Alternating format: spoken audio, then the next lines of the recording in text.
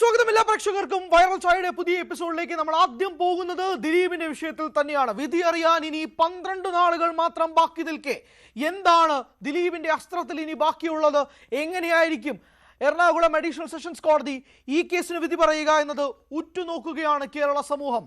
ദിലീപ് നിരപരാധിയോ അതോ അഴിക്കുള്ളിലോ? ഇതാണ് ഏറ്റവും കൂടുതൽ അറിയേണ്ട ഒരു ചോദ്യചിഹ്നം എന്ന് പറയുന്നത്.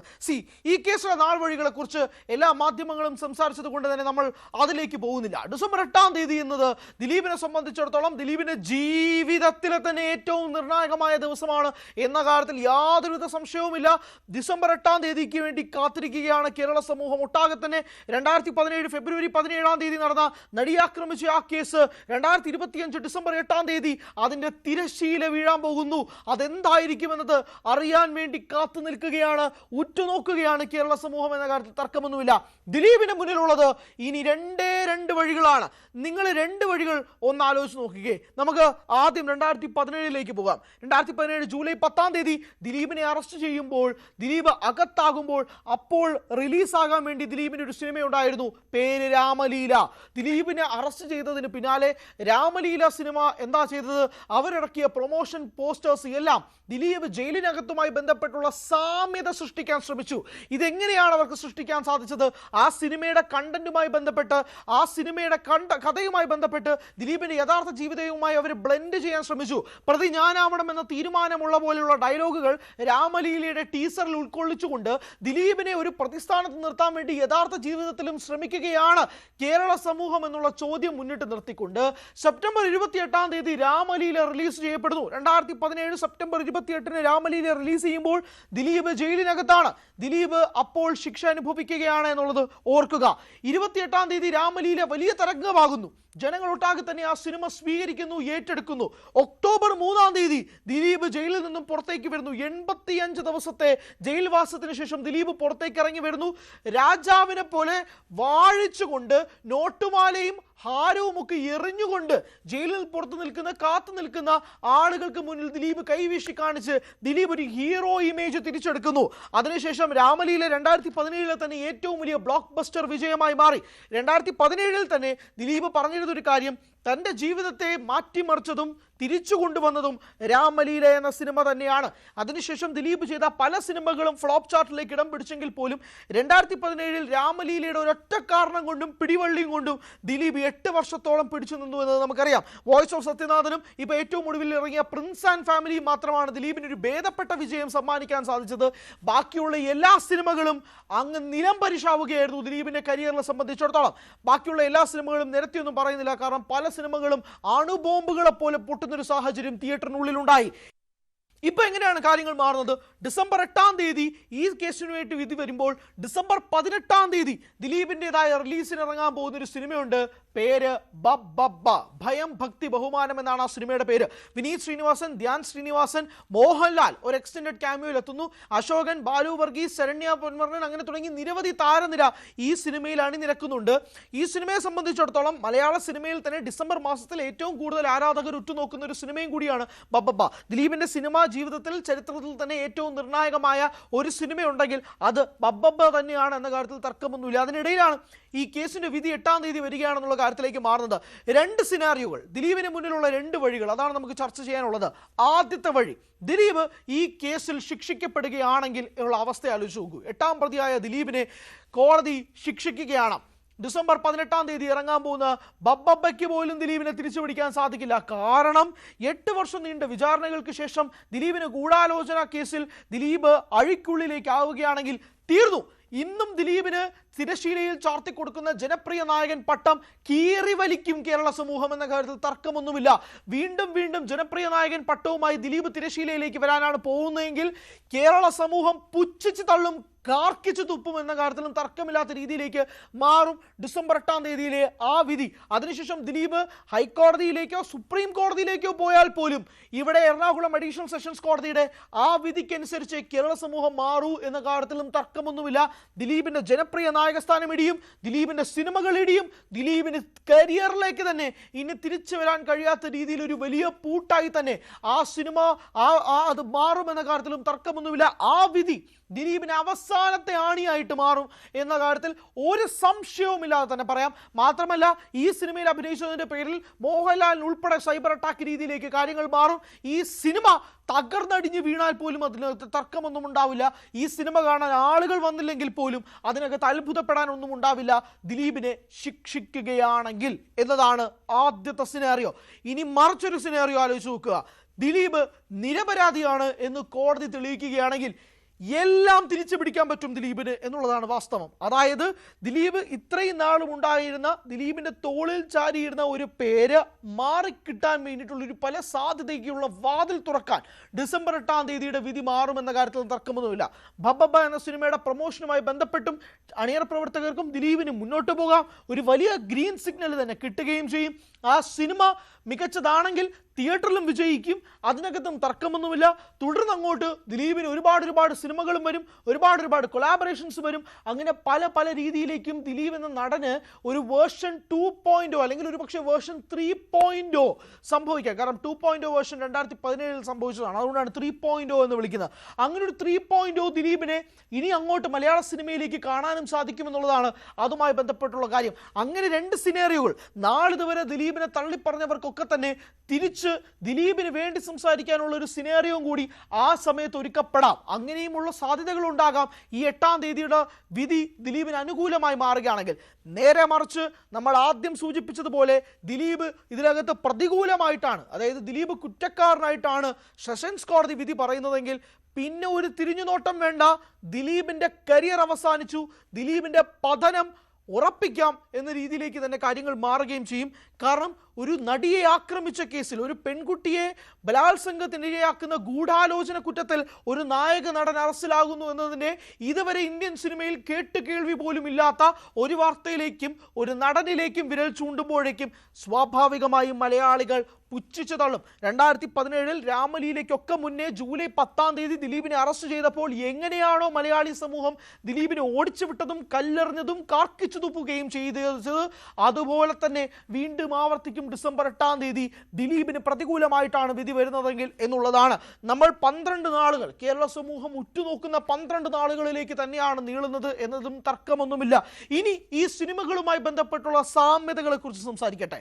2017 ദിലീപിന് ഈ കേസുമായി ബന്ധപ്പെട്ട് അഴിക്കുള്ളിൽ കഴിയേണ്ടി വന്നപ്പോൾ ദിലീപിന് ആകെയുള്ള ഒരു കച്ചിത്തുരുമ്പായി നിന്നത് രാമലീലയാണ്. സച്ചിയുടെ തിരക്കഥയിൽ അരുൺ ഗോപി എന്ന നവാഗതനായ സംവിധാനം ചെയ്ത സിനിമ കൂടിയാണ് രാമലീല.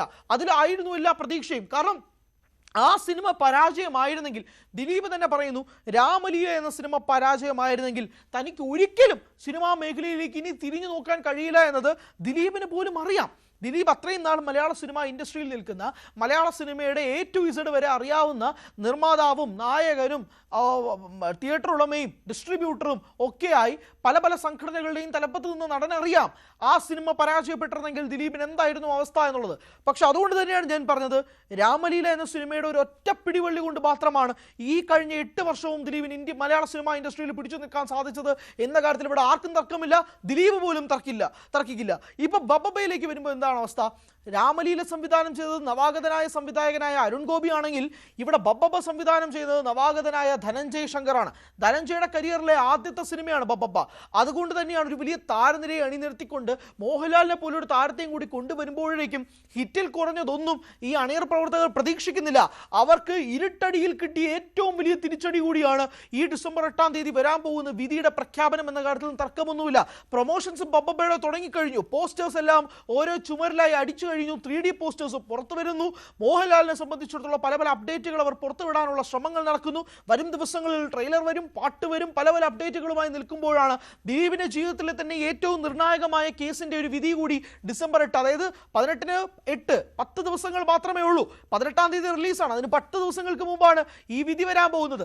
അത് നമുക്കറിയാം, സാധാരണ ഒരു സിനിമ റിലീസ് ആകുമ്പോഴേക്കും അതിന്റെ പ്രൊമോഷൻ, ഇന്റർവ്യൂ, പരിപാടി തുടങ്ങി അവസാനത്തെ 10 ദിവസങ്ങൾ എന്ന് പറയുന്നത് ആ സിനിമയുടെ അണിയറ പ്രവർത്തകരെ സംബന്ധിച്ചിടത്തോളം സംബന്ധിച്ചിടത്തോളം വളരെ നിർണായകമാണ്. അവിടെ നിന്നുകൊണ്ടാണ് ദിലീപിന്റെ കേസിന്റെ വിധി 8-ാം തീയതി വരുന്നത്. അത് ഈ സിനിമാ ടീമിനെ സംബന്ധിച്ചിടത്തോളം വളരെ നിർണായകമാണ്, വളരെ ഗുരുതരമാണ് എന്നതിൽ തർക്കമൊന്നുമില്ല. നെഞ്ചിടിക്കുകയായിരിക്കും ആ സിനിമയുടെ അണിയറ പ്രവർത്തകർക്കും എന്ന കാര്യത്തിൽ ഇവിടെ ആർക്കും തർക്കം വേണ്ട. ഒരു തരത്തിലും ഒരു കണിക പോലും ആ തർക്കത്തിന് ശതമാനം പോലും ഉതിരുന്നില്ല എന്നത് വേണം മനസ്സിലാക്കാൻ. അതുകൊണ്ട് തന്നെ ദിലീപിന് ഈ 8-ാം തീയതി എന്ന് പറയുന്ന നാൾ വരെ ദിലീപിൻ്റെ മനസ്സിൽ കൂടെ പല പല ചിന്തകളായിരിക്കും കടക്കുന്നത്. ഈ കേസുമായി ബന്ധപ്പെട്ട് നീതി കിട്ടണം. ഏത് കേരള സമൂഹം, പൊതുസമൂഹം വർഷങ്ങളായി ആഗ്രഹിക്കുന്ന നീതി കിട്ടണം എന്നുള്ളത് തന്നെയാണ് ഓരോരുത്തരും. അതുകൊണ്ട് തന്നെയാണ് ഡിസംബർ 8-ാം തീയതിക്ക് വേണ്ടി കാത്തിരിക്കുന്നതും. ഈ കേസുമായി ബന്ധപ്പെട്ടുള്ള വിധി എന്ത് തന്നെയായാലും അതിനുവേണ്ടി മലയാള സമൂഹം ഉറ്റുനോക്കുന്നതും അതുകൊണ്ട് തന്നെയാണ്.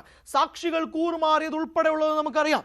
എത്ര ആളുകൾ സാക്ഷികളായി വന്ന് ആദ്യം നൽകിയ മൊഴി മാറ്റിപ്പറഞ്ഞത് നമുക്കറിയാം. സിനിമാ മേഖലയിൽ തന്നെ ബിന്ദു പണിക്കർ, നടി ഭാമ, നടൻ സിദ്ദിഖ്, ഇടവേള ബാബു ഇവരൊക്കെ ആദ്യം കൊടുത്ത മൊഴി പിന്നീട് മാറ്റിപ്പറഞ്ഞത് എങ്ങനെയെന്നുള്ളതും അറിയാം. അതിനുശേഷം സിദ്ദിഖും ബിന്ദു പണിക്കരും ഉൾപ്പെടെയുള്ള താരങ്ങൾ ദിലീപിന്റെ സിനിമകളിൽ സ്ഥിരമായി അഭിനയിച്ചത്, ഏറ്റവും ഒടുവിൽ പ്രിൻസ് ആൻഡ് ഫാമിലി എന്ന സിനിമയിൽ പോലും ദിലീപിന്റെ അമ്മയും അച്ഛനുമായി എത്തിയത് ബിന്ദു പണിക്കരും സിദ്ദിഖുമാണെന്നതും കൂടി ഓർക്കുക.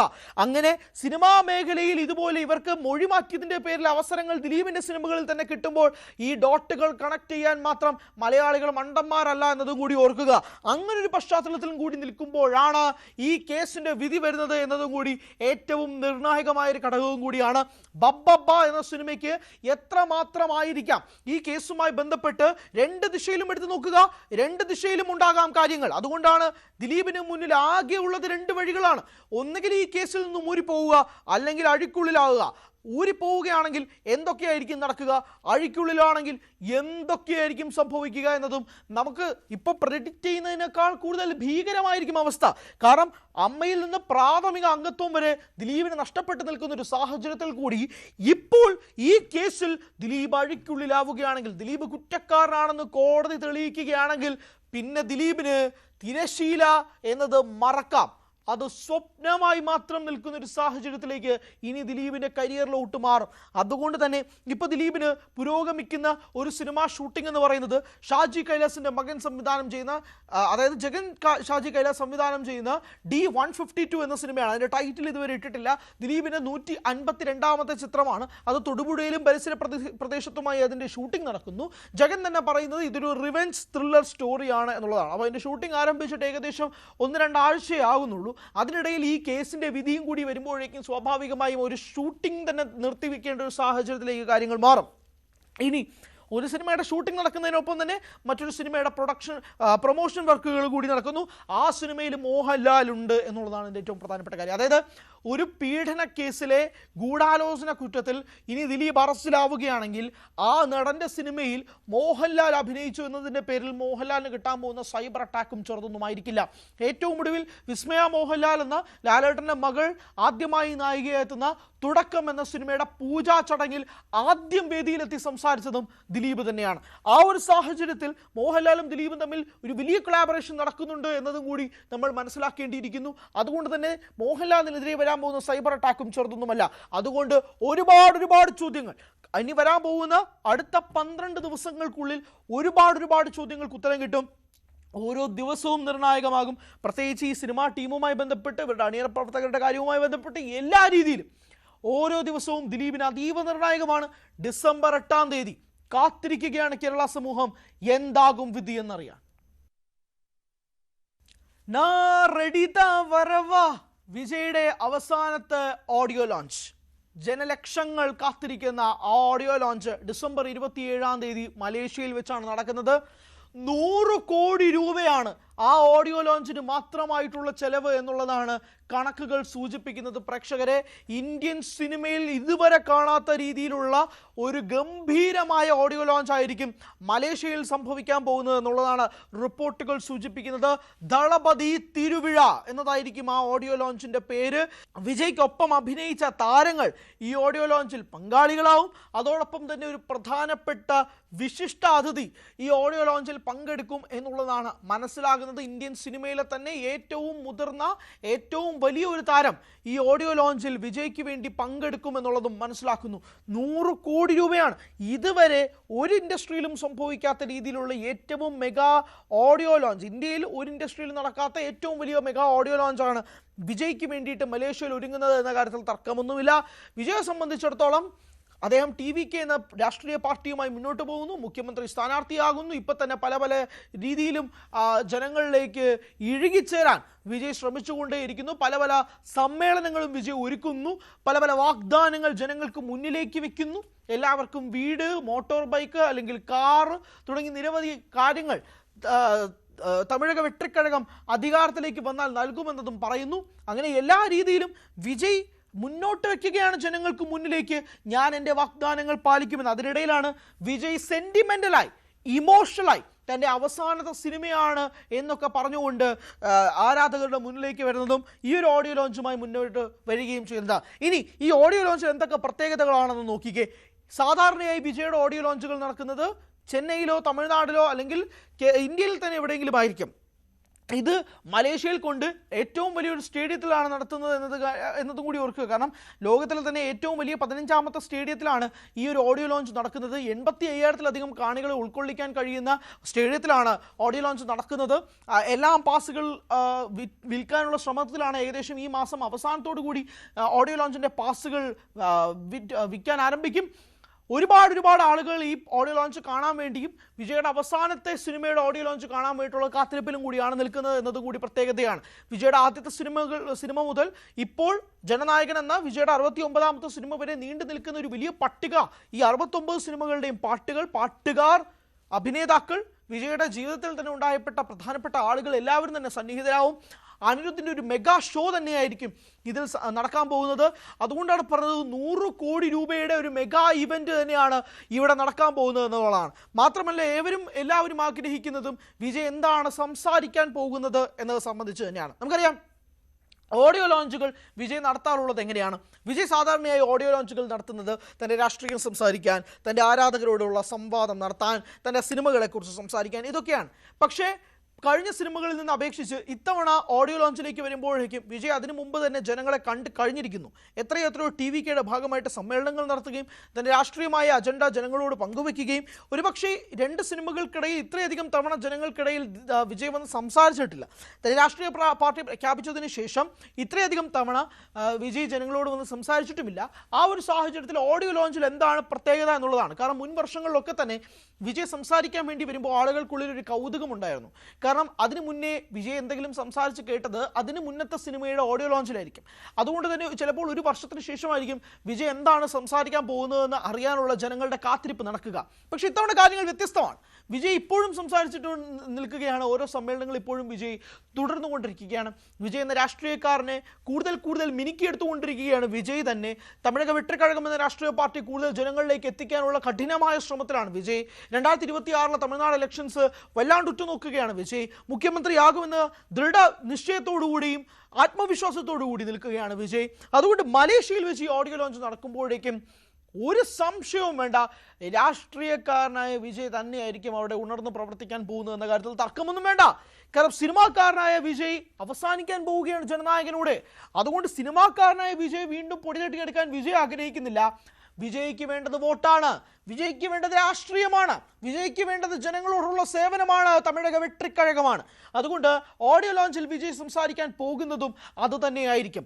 രാഷ്ട്രീയക്കാരനായ വിജയ് തമിഴ്നാട്ടിൽ വെച്ചുള്ള സമ്മേളനങ്ങളല്ലാതെ മറ്റൊരു രാജ്യത്ത് പോയി ഒരു സമ്മേളനം നടത്താൻ പോവുക തന്നെയാണ്. അതുതന്നെയാണ് Jananayakan audio launch. H Vinod സംവിധാനം ചെയ്ത ചിത്രത്തിൽ മലയാളിയായ മമതാ ബൈജു ഉൾപ്പെടെയുള്ളവർ ഈ സിനിമയിൽ അണിനിരക്കുമ്പോൾ പൂജ ഹെഗ്ഡെയാണ് നായികയായി എത്തുന്നത്. ഭഗവന്ത് കേസരിയുടെ റീമേക്ക് ഒക്കെയാണെന്ന് സംസാരിക്കപ്പെടുമ്പോൾ പോലും വിജയ്ക്ക് കൃത്യമായിട്ടറിയാം ഇതൊരു സിനിമ ഓഡിയോ ലോഞ്ചിനേക്കാൾ ഉപരി വിജയ് ഉന്നം വെക്കുന്നത് തുറന്ന് സംസാരിക്കാൻ പെടാൻ പറ്റുന്ന ഒരു വേദിയായിട്ടാണ്. കാരണം സാധാരണയായി തമിഴ്നാട്ടിൽ നിന്ന് കാണാൻ സാധിക്കുന്നത് എന്താണ്, സ്റ്റാലിൻ ഉൾപ്പെടെയുള്ളവർക്കെതിരെ വിമർശനം വിജയ് ഉയർത്തുമ്പോൾ പോലും അത് തമിഴ്നാട്ടിൽ വെച്ച് നടക്കുമ്പോഴുള്ള സ്ഥിതിവിശേഷത്തിൽ നിന്നും വ്യക്തമാണ്. അതിൽ നിന്നും വ്യത്യസ്തം തന്നെയായിരിക്കും മലേഷ്യയിൽ നടക്കാൻ പോകുന്ന ഓഡിയോ ലോഞ്ചിൽ നിന്നും ഒരു കാര്യം വ്യക്തമാണ്. വിജയ് എന്ന രാഷ്ട്രീയക്കാരനേക്കാൾ ഉപരി, വിജയ് എന്ന നടനേക്കാൾ ഉപരി അതിനകത്ത് തിളങ്ങാൻ പോകുന്നത് വിജയുടെ വാക്കുകൾ തന്നെയായിരിക്കും. കഴിഞ്ഞ ഓഡിയോ ലോഞ്ചുകളിലൊക്കെ തന്നെ വിജയ് രാഷ്ട്രീയമായി തന്നെ സംസാരിക്കുകയും ചെയ്തിട്ടുണ്ട്. ഇത്തവണയും സ്ഥിതി മാറ്റമൊന്നും ആയിരിക്കില്ല. ആ സ്ഥിതിയിലേക്ക് തന്നെ മലേഷ്യയിലും പോയി സംസാരിക്കുക എന്നത് ഉന്നം വെച്ചു അനുസരിച്ചുകൊണ്ട് തന്നെയായിരിക്കും വിജയ് ഈ ഓഡിയോ ലോഞ്ച് നടത്താൻ പോകുന്നത് എന്ന കാര്യത്തിൽ തർക്കമൊന്നുമില്ല. അതുകൊണ്ട് തന്നെയാണ് വിജയ് ആരാധകർ ഏറ്റവും കൂടുതൽ ഉറ്റുനോക്കുന്നത്. വിജയെ സംബന്ധിച്ചിടത്തോളം അവസാനത്തെ ഓഡിയോ ലോഞ്ചാണ്. അതിനുശേഷം വിജയ് പൂർണ്ണമായും രാഷ്ട്രീയത്തിൽ ഇറങ്ങുകയാണ്. നായകൻ നടനായ വിജയിയെ പിന്നെ കാണാൻ സാധിക്കില്ല എന്നുള്ളത് ആരാധകർക്കും കൃത്യമായിട്ട് അറിയാം. അതുകൊണ്ട് തന്നെ ചൂടപ്പം പോലെ അവിടെ നടക്കാൻ പോകുന്ന ഓഡിയോ ലോഞ്ചുകളുടെ ടിക്കറ്റ് വിറ്റുപോകുമെന്ന കാര്യത്തിലും തർക്കമൊന്നുമില്ല. ഇപ്പോഴേ പലരും മലേഷ്യയിലേക്ക് പോകാൻ തയ്യാറായി എടുത്തു കഴിഞ്ഞിരിക്കുന്നു എന്നതും കൂടി വസ്തുത തന്നെയാണ്. അതുകൊണ്ട് ഓഡിയോ ലോഞ്ചിൽ എന്താണ് വിജയ് സംസാരിക്കാൻ പോകുന്നത് എന്നത് അക്ഷമരായി ഉറ്റുനോക്കാൻ പോവുകയാണ്. അത് സിനിമാ മേഖലയിലേക്ക് മാത്രമല്ല കേട്ടോ, 2026 തമിഴ്നാട് ഇലക്ഷന് പോലും ഏറ്റവും നിർണായകമായ പല കാര്യങ്ങളും വിജയ് അതിൽ സംസാരിച്ചാലും അതിനകത്ത് അത്ഭുതപ്പെടാനൊന്നുമില്ല എന്നത് വേണം മനസ്സിലാക്കാൻ. പറ്റില്ലെങ്കിൽ കളഞ്ഞിട്ട് പോണം ഗംഭീർ. നിങ്ങളെ കൊണ്ട് ഇത് നടക്കത്തില്ല. വീണ്ടും വീണ്ടും ആവർത്തിക്കുകയാണ്. ഒരാൾക്ക് എത്ര വട്ടം ഇതുപോലെ തോക്കാൻ സാധിക്കും? ദയനീയമായി പരാജയപ്പെട്ട് നിങ്ങൾക്ക് നാണമില്ലേ? എന്തിനാണ് നിങ്ങൾ ഇന്ത്യൻ ടെസ്റ്റ് ടീമിനെ ഇങ്ങനെ ഒരു പടുകുഴിയിലേക്ക് കൊണ്ടുവിടുന്നത്? കളഞ്ഞിട്ട് പോണം ഹേ മിസ്റ്റർ ഗൗതം ഗംഭീർ എന്നത് തന്നെയാണ് ചോദിക്കാനുള്ളത്. സൗത്ത് ആഫ്രിക്കയ്ക്കെതിരെ ഗുവാഹട്ടിയിൽ നടന്ന ടെസ്റ്റിൽ ഇന്ത്യ ചരിത്രത്തിൽ തന്നെ ഇതുവരെ ഒരു മോശം തോൽവി നേരിട്ടിട്ടില്ല. പ്രിയപ്പെട്ട പ്രേക്ഷകരെ, 400-ൽ പരം റൺസ്, കൃത്യമായി പറയുകയാണെങ്കിൽ 408 റൺസിന്റെ തോൽവി ആണ് സൗത്ത് ആഫ്രിക്കയ്ക്കെതിരെ ഇന്ത്യ വഴങ്ങേണ്ടി വരുന്നത്. White wash. സൗത്ത് ആഫ്രിക്ക ആവട്ടെ 25 വർഷങ്ങൾക്ക് ശേഷം ഇന്ത്യൻ മണ്ണിൽ ഒരു ടെസ്റ്റ് വിജയം നേടുകയാണ്, ടെസ്റ്റ് സീരീസ് സ്വന്തമാക്കുകയാണ്. വൈറ്റ് വാഷ് അടിച്ചു പോയി സൗത്ത് ആഫ്രിക്ക. ചിലപ്പോൾ സൗത്ത് ആഫ്രിക്ക പോലും വിശ്വസിക്കില്ല തങ്ങൾ ജയിച്ചോ എന്നുള്ളത്. അതാണ് ഇതിൻ്റെ ഏറ്റവും പ്രധാനപ്പെട്ട കാര്യം. അത്രയും മോശം അവസ്ഥയിലേക്ക് ഇന്ത്യൻ ടീം മാറുകയാണെന്നുള്ളതും കൂടി നിങ്ങൾ ആലോചിക്കുക.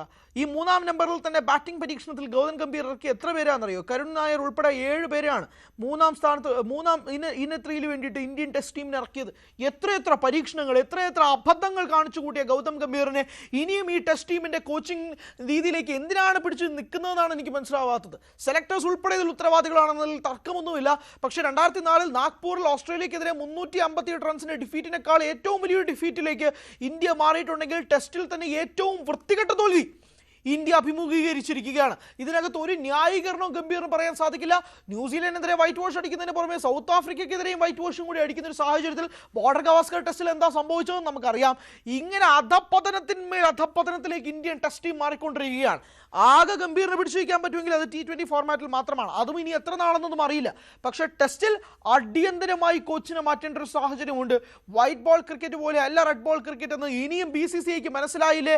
അതോ അവരുടെ പൊളിറ്റിക്സ് ബേസ് ചെയ്തുകൊണ്ട് മാത്രം ഗൗതം ഗംഭീർ ഇപ്പോഴും നിലനിൽക്കുകയാണെന്നുള്ള ചോദ്യത്തിന് മറുപടി പറയണം BCCI.